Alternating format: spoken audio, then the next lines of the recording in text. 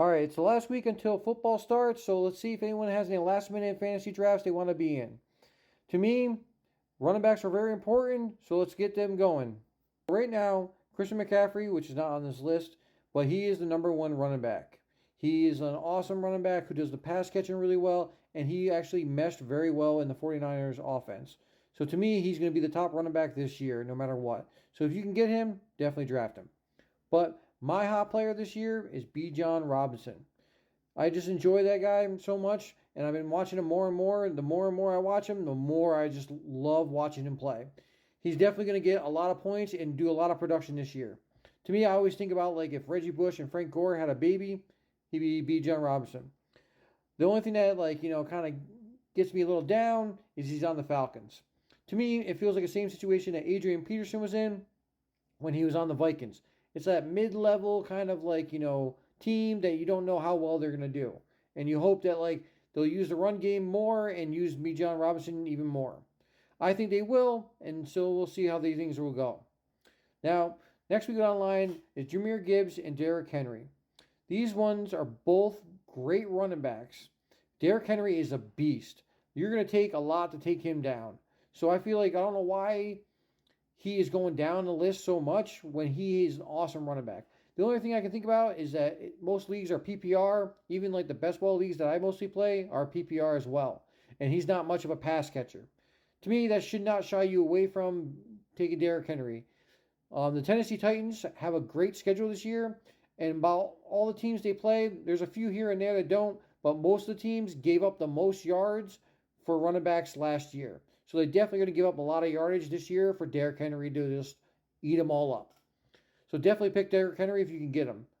Jahmyr Gibbs, I usually shy away from Detroit running backs because of their injury-prone kind of contesting they do down there. Like DeAndre Swift was like one of those examples. I was on that hit. I don't know anyone else that was, but so it kind of shied me away from Detroit running backs.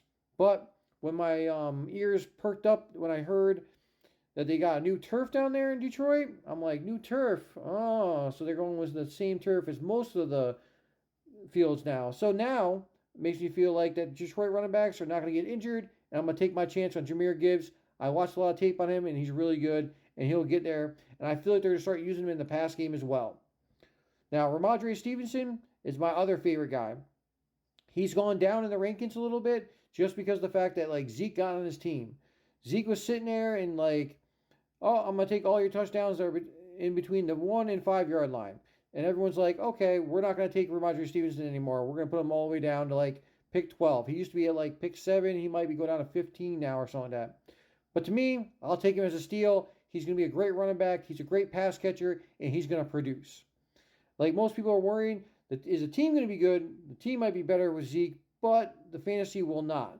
But to me, I will always pick Ramondre Stevenson. I liked him since a rookie year, and he's been dominating ever since. So now, Jonathan Taylor and Josh Jacobs. Josh Jacobs signed. He's good. He went from a RB10 to now being RB6.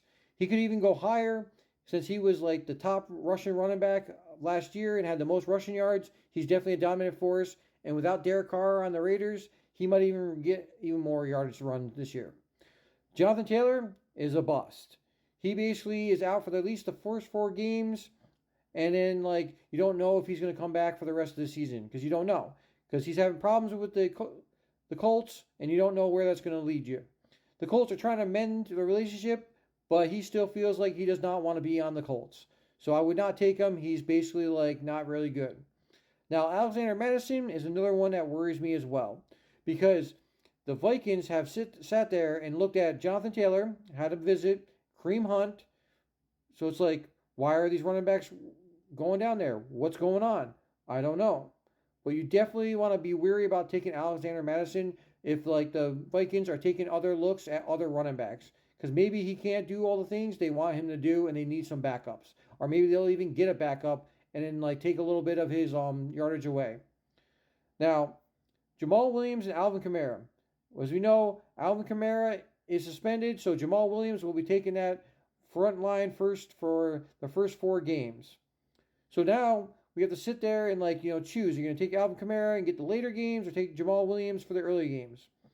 This is what I think is going to happen. I think that Jamal Williams will sit there, and if he kills it, they'll keep using him.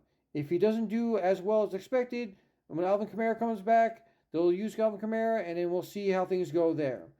To me, from like a best ball situation, I kind of like Jamal Williams because if you take him in best ball, you can take him as like an RB like 7 or 6 and just see what he does for the beginning of the year and see what he's going to do at the end of the year. Now, with that, Zeke, Latavius Murray, and Dalvin Cook are also ones that I think they're going to be great for best ball as a late like RB6, RB7 because you don't know how many points you're going to get every week, and you can just pick them out, and there'll be late picks that nobody will pick. Like Latavius Murray is not picked like ever. Zeke is picked somewhat, and Dalvin Cook is picked a little bit more, but you can easily get them as like your RB5 or 6, and they'll be good sometimes in the week. I don't feel like they're going to be good every week because Dalvin Cook, you don't know for sure if Breece Hall like comes back and just like boom hits out. Dalvin Cook will be used or not used, or maybe they'll split. Who knows? But these 3 guys, I think you need to use them in a best ball situation. Now, my last guy I'm going to talk about before I get to Jeff Wilson is Miles Sanders. Carolina has like a kind of committee back, so he's kind of weary, but I like him, and I feel like he's going to get a lot of production this year, especially in Carolina. They have a great schedule. So let's see if he does it. I'm hoping he does because I'm picking him, and I hope you guys do too. Jeff Wilson Jr. is last but not least. His story is just he's on the injury reserve list, so he won't be on for at least the first 4 games. So Raheem Morset is the Miami guy you want to go with if you want to go with a Miami running back. To me, I feel like Tua's just going to throw a lot, and he won't use them very much anyways. And now, with not even having Jeff Wilson, they will be throwing even more, so it takes a Miami wide receiver.